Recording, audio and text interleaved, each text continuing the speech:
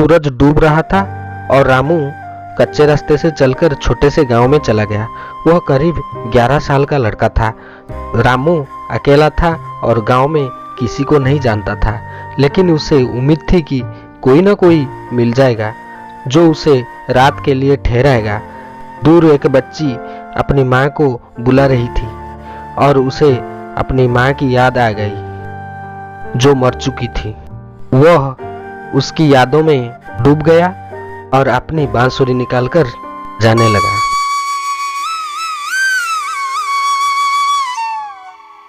जब वह वहां खड़ा होकर बजा रहा था, एक अधेड़ उम्र की महिला अपनी पीठ पर घास का भारी बोझा लादे हुए उसके पीछे की राह पर आई।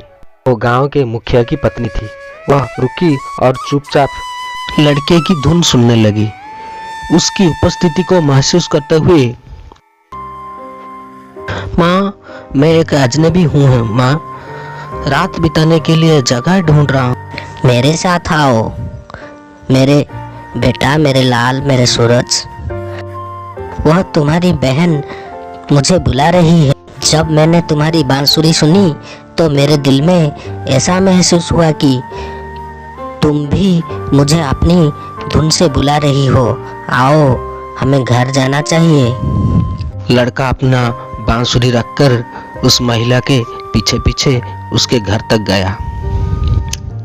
5 साल की उम्र में रामू ने अपनी माँ को खो दिया था, लेकिन उसे विश्वास था कि वह अभी भी उसके दिल में रहती है। वह जो बांसुरी ले गया था वह उसके पिता का उपहार था। उनकी माँ की मृत्यु के बाद उनके पिता हर शाम बिस्तर पर जाने से पहले अपनी बांसुरी बजाते थे। एक रात रामू ने उस पिता, माँ कहाँ है? हम उन्हें अब क्यों नहीं देख सकते? बांसुरी नीचे रखते हुए उसके पिता ने कहा, तुम्हारी माँ अब भगवान के घर में रहती है, हालांकि वह आकाश से बहुत दूर है, वो हमारे दिल। फिर रामू ने, क्या तुम कभी उससे दिल से मिल पाओगे? उसने मधुमक्खी की ओर देखते हुए उत्तर दिया, हाँ मेरे बेटे, जब मैं बांसुरी बजाता हूँ।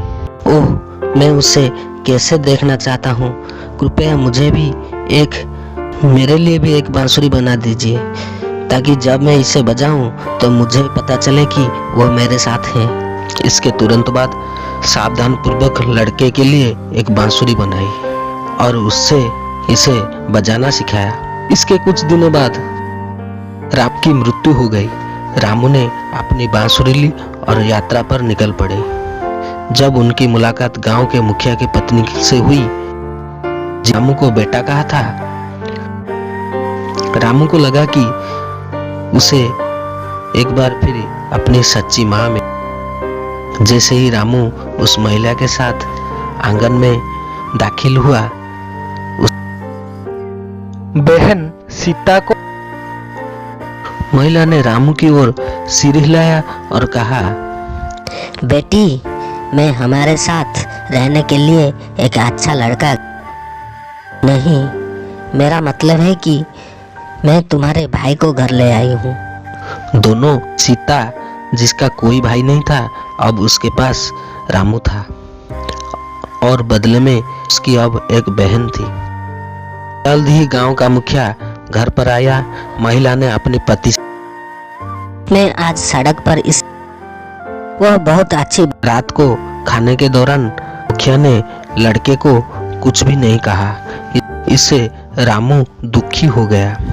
एक दिन दोनों बच्चे पास की एक झरना की ओर चले गए। रामू एक चट्टान पर चुपचाप बैठा रहा और पानी को घूरता रहा। सीता ने अपनी जिज्ञासा को नियंत्रित करने में असमर्थ होकर, क्या सोच रहे हो भाई? प्यारी बहन, तुम्हारी अपनी माँ है और वह तुमसे प्यार करती है क्योंकि तुम उसकी बेटी हो। लेकिन मेरी माँ चल गई है और एकमात्र तरीका जिससे मैं उससे मिल सकता हूँ वो है मेरी बांसुरी। सीता उसके उत्तर से चौंक गई। लेकिन मेरे भाई, क्या मेरी माँ भी तुम्हारी माँ नहीं है? क्या मैं तुम्हारी बहन? रामू ने झिझकते हुए हाँ, तुम मेरी बहन हो और वह मेरी माँ। लेकिन क्या तुम्हारे पास अपने पिता का प्यार है, लेकिन मैंने अपना खो दिया है। पर क्या मेरे पापा भी तुम्हारे नहीं हैं? नहीं, क्योंकि मैंने अभी तक उसका दिल नहीं जीता है। मैं अपनी बांसुरी बजाकर उसका दिल जीत लूंगा। उस शाम दोनों बच्चों के सो जाने के बाद अनाथ बच्चे बहुत भरोसेमंद नहीं होते। रामू भी ऐसा ही होंगे। एक दिन वह उठकर चला जाएगा। वह शायद यहीं इधर उधर बैठकर आवारागर्दी करेगा और हमारी दयालुता पर निर्भर रहेगा और वह सीता पर बुरा प्रभाव डालेगा। मुखिया की बात सुनकर महिला सदमे में आ गई। लेकिन मेरे प्रिय, बेशक वह एक अनाथ है, इसीलिए हमें उसके पिता माता बनना होगा। एक बसंत की शाम रामू खिड़की के पास बैठा पूर्णिमा का चंद्रमा को देख रहा था। वह उदासी से भर गया। तमाम कोशिशों के बावजूद भी वह सीता के पिता का प्यार नहीं जीत सका। अगली सुबह भोर से पहले वह चुपचाप घर से निकल गया। परिवार की बाकी लोग सो रहे थे। सारा दिन वह पहाड़ियों पर चढ़ता रहा और घाटियों से होकर नीचे उतरता रहा। कुछ दूर चलने के बाद उसने खुद को एक पहाड़ के शिखर पर पाया। वहां एक देवी का मंदिर था और उसने फैसला किया कि वो रात के लिए वहां आश्रय लेगा। एक बार अंदर जाने पर वह बहुत अकेला और उदास महसूस कर रहा था। उसे लगा कि सीता और उसकी माँ को छोड़कर उसने एक बार फिर अपने परिवार को खो दिया है। अगली रात वह सीता का सपना देखते हुए मंदिर में सो गया। सपने में सीता उसके सामने खड़ी थी और उसे अपने पीछे चलने के लिए कह रही थी। जब वह नींद से वह निश्चिंत किया कि वह घर पर, लेकिन जब वो सीता के घर पर गई, गांव के लोग आंगन के आसपास खड़े हुए थे। सभी के चेहरे पर उदासी छाई हुई थी। रामू ने चुपचाप घर में दाखिल हुआ। अंदर सीता अपनी माँ की गोद में लेटी हुई थी।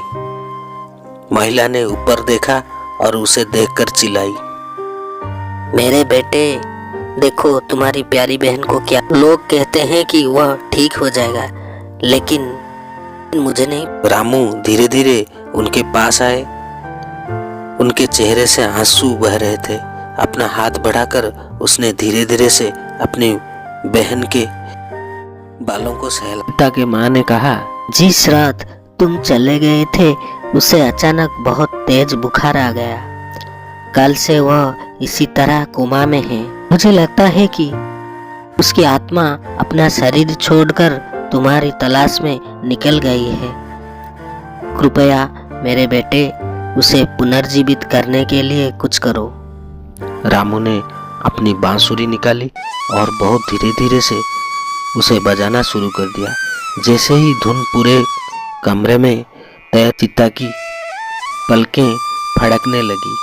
धीरे धीरे उसकी आंखें खुल गई। रामू को देखकर वह बड़बड़ाई, हे मेरे भाई, तुम लौट आए हो। अपनी बांसुरी नीचे रखते हुए रामू ने उत्तर दिया, हाँ मेरी प्यारी बहन, मैं यहाँ। अचानक रामू के पास आए और आंखों में आंसू भरकर सीने से लगा लिया। सचमुच तुम मेरे ही पुत्र हो। कभी नहीं, मैं तुम्हें फिर कभी जाने नहीं दूंगा। माँ वहीं बैठी खुशी के आंसू बहा रही थी। सीता और रामू एक दूसरे को देखा और प्रिय दर्शक, आपके लिए कुछ प्रश्न है। रामू को मंदिर में दुख क्यों हुआ? क्या रामू का घर छोड़ना सही था? आपको इस कहानी से क्या सीख मिलती है? कृपया कमेंट में बताइएगा।